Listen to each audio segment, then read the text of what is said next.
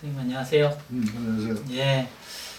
요즘 그 갑질이라는 이야기가 많이들 나오고 있어서 대한민국은 갑과 을의 나라다. 어떤 책을 봤더니도 갑질 사회다 이렇게 정신과 선생님이 쓰신 글도 있더라고요.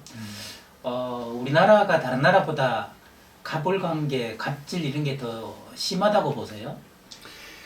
근데 내가 생각에는 우리나라가 좀 특별하다 이런 생각은 들지를 않는데, 아, 네. 왜 그러냐면 그 사람의 속성이라는 게 예. 다 갑질을 하고 싶어 하는 속성이 있어요. 네.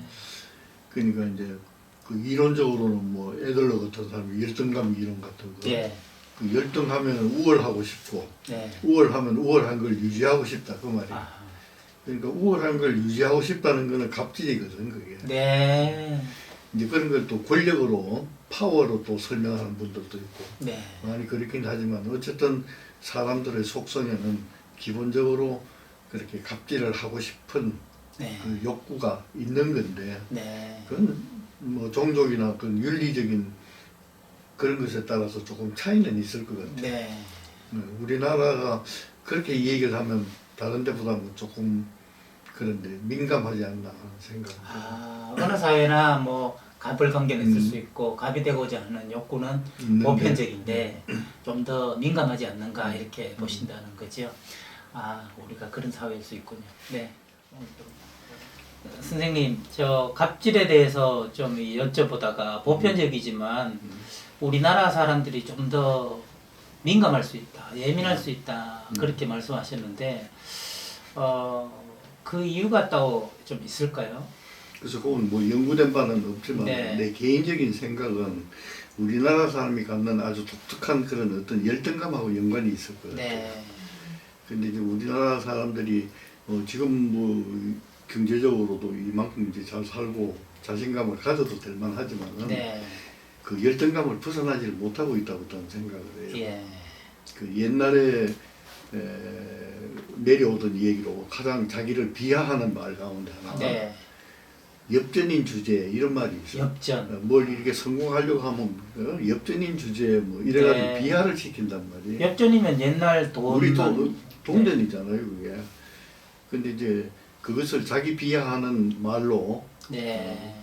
별거 아닌 그것도, 주제에. 사용을 했어요. 근데 그 이후에 이제 우리가 경제 개발을 하고 이렇게 해서 일정 부분 이제 그걸 회복을 하는데, 네. 그때 이제 내세운 게 그런 열등감 극복이에요. 말하자면. 네. 그래서 이제 우리가 그거는 일단은 극복을 했는데 그걸 유지하기가 참 어려워요. 극복한 것을 유지하기가 어렵다. 네. 그래서 이제 그거를 잘 성화를 시켜가지고 이제 극복해서 한 단계 올라가야 되는데 네. 거기서 머무는 것 같아요. 아. 그러니까 요새 이제 여러 가지 얘기들 뭐 음모론이 나오는 거 아니면 남을 의심하는 거 뭐 이런 것들 보면 네. 그 소스가 열등감에서 완전히 해방되지 못했기 때문에 그런 것 네. 같아요. 이건 내 개인적인 생각이에요. 그럼 선생님 그 갑과 을은 보편적으로 다른 문화에도 있을 수 있는데 좀 예민한 것은 열등감 때문이다. 그 엽전의식이라고 말씀하셨던. 다른 문화에서는 열등감이 많지 않은데 그럼 우리는 열등감이 많다 이렇게도 볼 수 있을까요? 아니 그건 아니고 다른 데도 열등감은 있죠. 있는데 그 사람들은 이제 우리보다는 극복하는 수준이 조금 더 높다는 얘기. 네. 열등감이라는 건 또 저도 그런 경험을 적지 않은 기간 동안 했었던 것 같고, 그렇지만 그 실체에 대해서는 뭐라고 명확히 꼬집어서 얘기하기 어려운 게 또 열등감인 것 같은데요. 정신과에서는 열등감을 어떻게 바라보나요? 그리고 쉽게 그냥 남하고 비교해서 내가 못하다고 생각하면 그런 거고, 네, 자기가 가치가 없다고 생각하면 그런 거고. 네, 실제하고는 상관없이. 그렇지. 근데 이제 따지고 보면은 이 세상에 이제 그 개인이라고 하더라도 아주 유일한 존재란 말이에요. 네, 누구도 나 같은 사람은 없는 거예요. 나를 흉내낼 사람도 없는 거예요. 그렇다면 이건 존귀한 거예요. 네, 자기가 자기를 존귀한 걸 알아야 남이 나를 존귀하다고 생각을 해주는 거거든. 네. 그러니까 내가 내 자신을 존귀하다고 생각하는 그게 어떤 의미에서는 자존감이고 네. 주체성이고 그런 거예요. 네. 선생님, 그 열등감에 대해서 좀 더 여쭤보고 싶은데요. 저는 열등감을 저 스스로 좀 느끼면서 나중에 생각해 봤더니 사회에서 참 중요하다고 여기는 가치들, 그게 있어야 좀 괜찮은 사람이다라고 이야기하는, 예컨대 학벌이라든가 아니면은 외모라든가 또 돈이라든가 또 명예라든가 뭐 이러한 것들이 주로 대표적인 거 아니겠습니까? 그걸 이 정도는 가지고 있어야 괜찮은 사람이라고 사회적으로 취급을 해주는데 내가 가지고 있는 건 굉장히 적다. 그래서 나는 되게 초라한 사람이다. 이런 생각 때문에 초라한 나를 좋아하지 않고 심지어는 미워하기까지 하고 남들을 부러워하고 질투하고 그랬던 경험이 있는데요. 그렇게 겪어보니까 열등감이라는 거는 내가 아무리 개인적으로 노력하려고 해도 사회가 부여한 가치가 뚜렷하게 있으면 벗어나기 어려운 게 아닌가, 뭐 이런 생각을 했는데 어떻게 생각하시는지. 그렇죠. 이제 가장 기본적으로는 개인이 극복해야 될 일은 맞는 건데 네, 그 개인이 극복하기 어렵도록 이제 사회의 구조라든지 사회의 어떤 가치 네, 이런 것이 또 영향을 주거든요. 그러니까 대체로 보면 우리나라는 이제 옛날부터 뭐 최근에 이르기까지 그런 유교적인 네, 그 경직된 하나의 가치관 이걸로 이제 훈련되어져 왔으니까 어떻게 보면 우리 사고가 상당히 집단적이에요. 네, 집단 속에서의 개인을 생각하는 네, 거거든요. 네, 근데 민주주의 사회라는 것은 다양한 가치를 생각하는 거잖아요. 그렇지. 거기에 대한 훈련이 우리한테는 적은 거고. 네, 그래서 이제 그런 전체적인 것에서는 이제 그 가치 기준이 경직돼 있단 말이에요. 네, 열등감을 되고. 극복하려면 다양한 가치를 우리가 수용할 줄 아는 네, 그런 학습이 돼야 될 것 같아요. 네.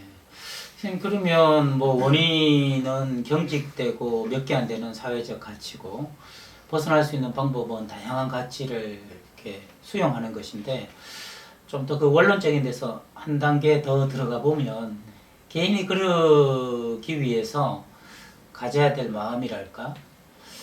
그래서 이제 그 우리가 네, 너무 오래도록 그런 전체적인 경직된 사고 속에서 살았기 때문에 아무리 이게 개인이 어떻다고 이제 이 얘기를 해도 그걸 극복하기가 어려워요. 네, 그러니까 이제 제일 좋은 방법은 교육이라고 나는 생각을 해요. 네, 학습을 통해서 우리가 조금씩 이걸 실천해 나가면서 몸에 배워야지. 네, 그게 좋다고 해서 갑자기 그런 사람을 뭐 다양한 가치를 당신들이 선택하면서 살아라.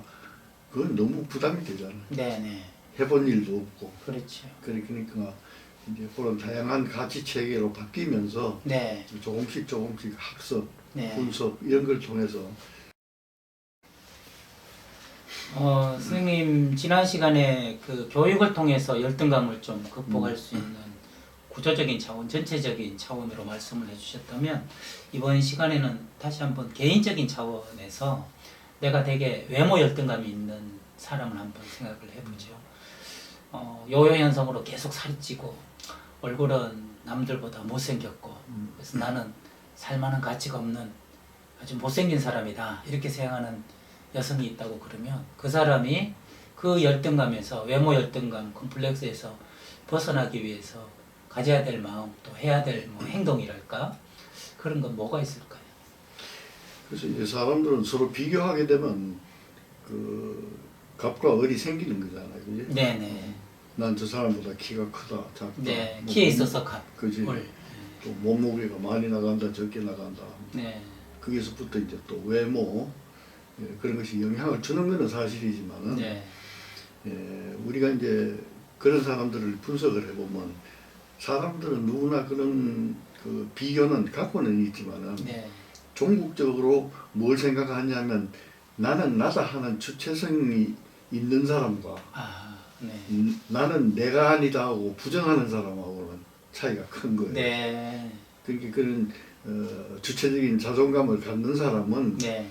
그런 성형이나 이런 것도 할 필요가 없는 거예요. 네. 나니까. 그러나 그게 이제 모자라는 사람은 달리 얘기하면 이제 열등감이 더 강한 네, 네, 사람은 네. 그런 조작적인 어떤 걸 통해 가지고 자기를 자기가 비교하는 사람과 비슷하게 만들려고 하는 그런 네. 욕구거든요. 선생님 거기서 좀 한 걸음 더 들어가서 살펴보면 똑같은 외모를 가지고도 나는 나다라고 생각하는 사람이 있을 수 있고 또 나는 이런 건 내가 아니다라고 생각할 수 있는 주체적이냐 비주체적이냐 이런 것을 결정하는 건 또 뭘까? 그게 또 궁금해지는데요. 그래서 그거는 이제 주관적인 생각이니까 네, 객관적으로 남이 보기에 어떻다 그게 아니고 네, 자기 스스로 자기를 어떻게 생각하는가 하는 게 네, 굉장히 중요하잖아요. 그러니까 뭐 부처님도 태어날 때 뭐 천상천하 유아독존이라는 말씀을 했다고 하는데 그건 뭐 내가 독불장군이라 그런 말이 아니잖아요. 네. 내가 소중하고 가장 귀하다는 얘기거든. 네, 그런 컨셉을 가지고 이제 교육도 하고 네, 자기 스스로도 다짐도 하고 네. 내가 아니면 할 수 없는 거예요, 사실은. 근데 선생님 그게 이제 제가 궁금한 것은 좀 더 직접적으로 여쭤보면 그렇게 부모가 만들 수도 있는 걸까요? 부모의 영향에 대해서 좀 크죠. 네, 내가 중요하다는 거를 인식시키려면 부모가 그 자녀의 중요성을 존중해줘야 되는 거예요. 어린 시절에 어릴 네. 때부터.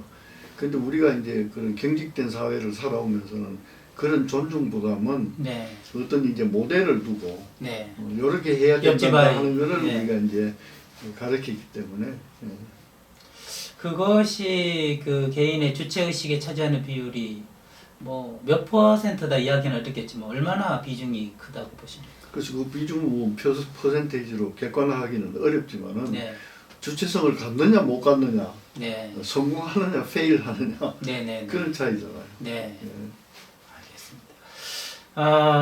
항상 선생님하고 말씀을 나누다 보면 그 공통적으로 느끼곤 하는 게 그 어린 시절의 경험, 얼리 메모리, 특히 부모의 역할 이런 것들이 굉장히 중요하다. 이 열등감의 뿌리에 있어서도 어린 시절에 중요한 사람으로 부모가 인정해 줬느냐 하는 게 중요하다고 느껴지는데 어느 면에 있어서나 정신적인 면에서는 부모의 역할 참 중요하면서요. 그렇죠. 예, 부모가 할 수 있는 건 이제 우리가 자녀가 어떤 일도 스스로 할 수 없을 때 도와주는 거잖아요. 네네. 그러니까 그때 인상이 이제 제일 강하다는 뜻이에요.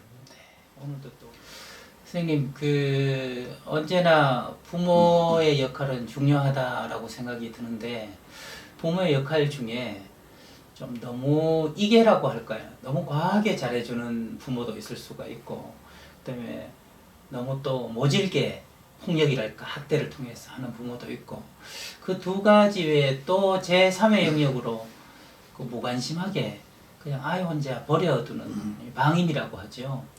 그러한 것이 대표적으로 있을 수 있는데 좀 적당하게 사랑 주는 게 한 축에 있다면 나머지 건강하지 못한 것은 한 세 가지가 있는 것 같은데요. 이것도 뭐 우열을 가리기는 어렵습니다만 각각이 주는 영향이 조금씩 다를 것 같거든요. 이계가 주는 영향, 그다음에 방임이 주는 영향, 그다음에 학대가 주는 영향. 어떻게 보십니까? 근데 그걸 우리가 이분법적으로 생각하기는 참 어려워요. 네, 가령 이제 팽개쳐 줬다. 네, 그러면 이제 일반적으로는 그건 부정적인 영향을 줄 것이다 그러잖아요. 그렇죠.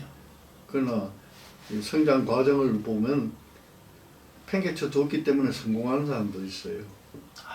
네, 그리고 과보호가 이거는 이제 좋지 않다 하는 건 누구든지 이 얘기를 하죠. 네, 그러나 과보호했기 때문에 성공하는 사람도 있고 그런 거예요. 네, 그래서 그거는 이분법적으로 얘기하기는 어려운데 그걸 이론적으로 이제 조금 집약을 시키면은 네. 적당하게 해주는 게 가장 네. 필요하다. 가장 그거는 무슨 뜻이냐면 적당하게는 어슬렁어슬렁하라는 뜻이 아니라 네, 내 생각은 이제 부모는 우리가 자녀를 키워본 경험이 없잖아요. 네, 처음 닥닥거리는 거니까 그렇다면 내 방식으로 밖에는 할 수가 없잖아요. 네, 근데 내 방식 하는 데서 우리가 잊어버려서는 안 돼야 될 거는 자녀를 관찰을 하셔야 돼요. 네, 여기에 어떤 속성을 타고났을까 네, 하는 그런 잠재력을 네, 우리가 조금 볼 수 있는 능력이 있어야 돼요. 그걸 네. 토대로 내가 가진 걸 주어야지 네, 그걸 토대로 하지 않으면 갖지도 않는데 주려고 하는 거나 마찬가지가 네, 되는 네. 거거든요. 그러니까 이제 과보호가 나쁘다, 뭐 팽개치는 게 나쁘다 일괄적으로 그렇게 얘기하기는 어렵고 네, 기본적으로는 자녀의 속성이 잠재력이 뭔가 하는 것을 볼 수 있는 네. 그런 능력이 있어야 될 거예요. 네. 선생님, 저는 이렇게 좀 이해가 되는데요. 아까 처음에 질문을 드렸을 때는 자녀가 하나의 한 사람이다. 그런데 여기에서 다른 걸 할 때 이 아이는 여러 반응이 나타날 수 있다. 안 좋은 방향이. 그런데 선생님 말씀을 듣고 보니까 자녀가 한 명이 아니고 그 방임에도 살아나는 아이가 있을 수 있고 그렇죠. 또 과보에도 살아남을 수 있는 아이가 있다면 부모도 이런 종류가 다르지만 자녀도 종류가 다르기 때문에 결국 중요한 것은 이것이 좋다 나쁘다 하는 획일적 기준이 아니라 자녀들의 상태 보고 과연 거기에 맞게 이렇게 해줬는가 해주지 못했는가에 따라서 판단하는 것이 더 적절하다 이렇게 볼 수 있겠네요. 자녀에 대한 관찰 참 중요한 요소. 그것은 그 부모가 어떻게 하느냐 이전에 더 중요한 것이다 이렇게 많은 부모들은 이제 그런 관찰보다는 네. 내가 생각하고 있는 이것을 어떻게 자녀에게 넣어줄까 네. 여기에 올인을 하는 거예요. 네. 그러면 진정한 폭력은 부모의 자기 중심주의 뭐 이렇게 볼 수도 있겠군요. 그렇죠. 그렇긴 하지만은 네. 그것도 그렇게 해서 성공하는 사람도 있다는 네. 거예요. 네, 자녀와 부모의 궁합 적절하게 잘 맞는 게 중요하구나 하는 것도 깨닫게 됩니다. 고맙습니다.